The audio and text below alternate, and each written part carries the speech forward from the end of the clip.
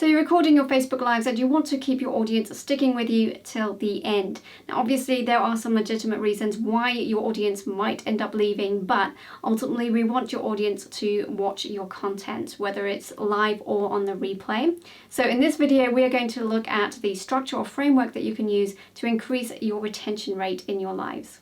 Hey, I'm Demelza and I'm the founder of Video for Impact, and my mission is to help purpose-driven course creators and coaches maximize their impact through the power of video. Now, the first thing to remember is that most people are not actually going to join you live. Most people are going to watch the replay. So you want to keep that in mind as you structure your live.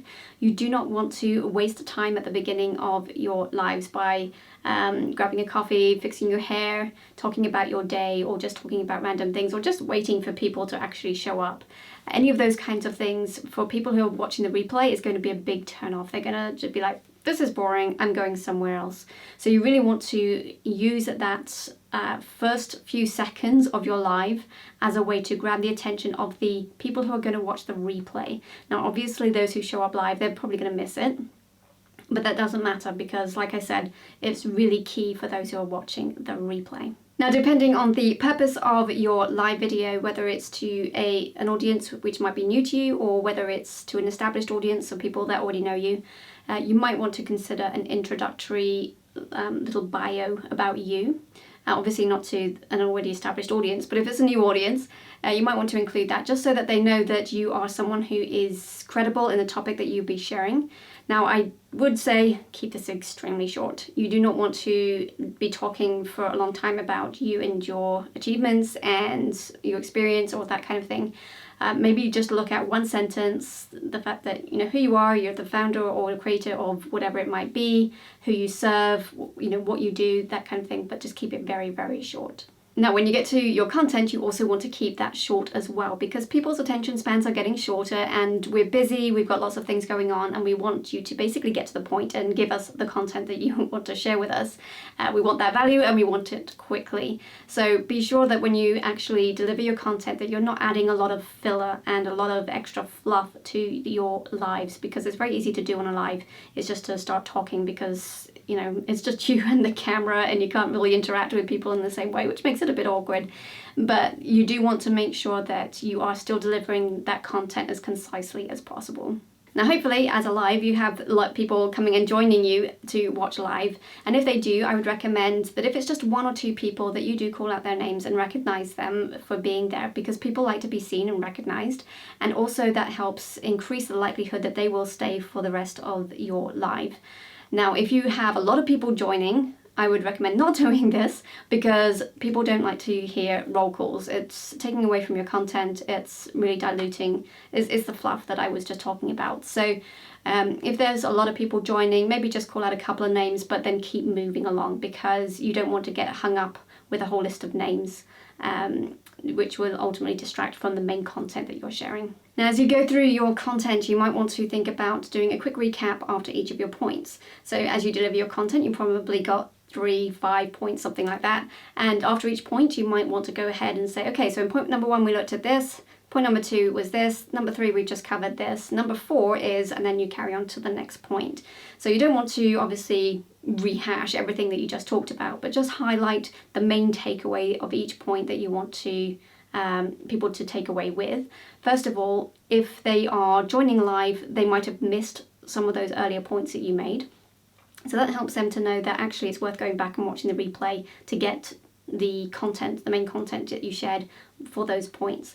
If they are watching the replay or they've been with you the whole time, it's also just reinforcing that main point that you want to make and for them to take away, so that is reinforced in their mind basically. So think about doing it at the end of each point and then going back and recapping the points beforehand before moving to the next one.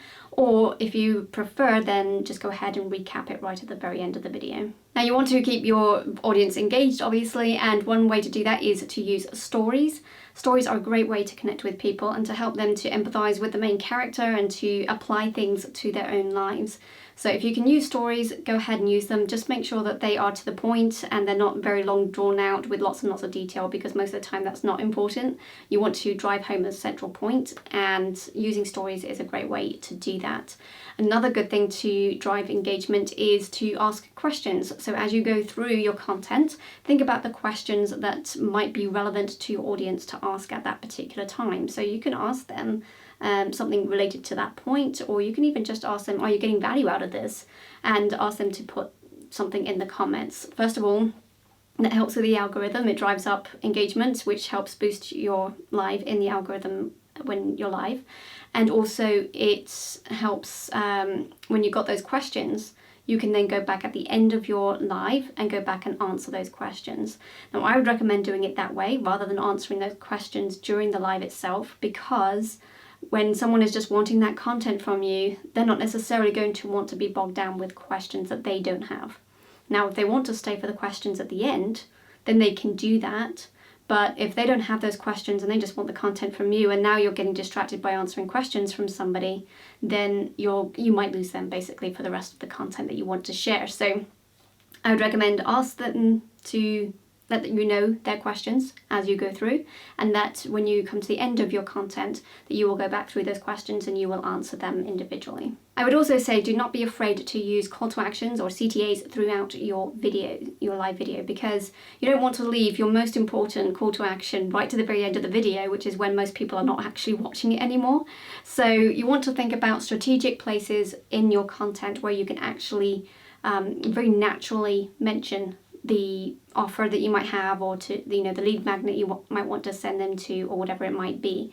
And also, it's not just offers and lead magnets, but you've also got other call to actions like go ahead and like this video if you're getting value, or heart it, or whatever it might be.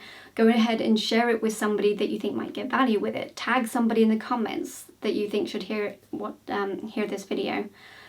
All of those kinds of things can help increase engagement. Obviously asking them questions so that they respond to those questions in the comments. All of these things can help increase that engagement within the actual live itself, which again boosts everything in the algorithm and increases that engagement with you and the audience that you are talking to. And in keeping with what I've just said, before I share my last strategy and a bonus with you, I would love to ask you a question. I would love to know whether you prefer to watch pre-produced videos or lives, and why you feel the way that you do. So go ahead and let me know in the comment section below. Now, before I get to my bonus, the last thing I want to mention is kind of what I've already said before, which is actually giving a summary or a recap of the things that you've shared in your content. So certainly if you haven't gone and done this throughout your content, I would definitely recommend doing this at this point. But go ahead and just repeat each of the points. That means that those who have joined you at some point during the middle will know that it's worth coming back and watching the replay. And also for those who have been there throughout or watching the replay, it's just reinforcing what you're sharing with them. So go ahead and do it now, even if you haven't done it before now. My bonus strategy is to consider how you might want to repurpose your lives in the future. So you can do the live, but it doesn't have to just stay there. You can actually start cutting out bits of your live and repurposing it on other social media platforms, whether it's a stories, whether it's a reel or something along those lines. You can start promoting your live and getting more people back to your replay, so that more people are getting the full content by actually putting little bits of that content, the key things that stand out, that would attract the right person to watch that content. Go ahead and put that out in different areas on social media. So keep that in mind as you're thinking about your content as well. Is there something that would be really useful to be able to use in a different context? Now, if you've been using lives and it's maybe not working out all that well for you, and you're wondering if it's a strategy you should still be pursuing, then I would recommend checking out the next video.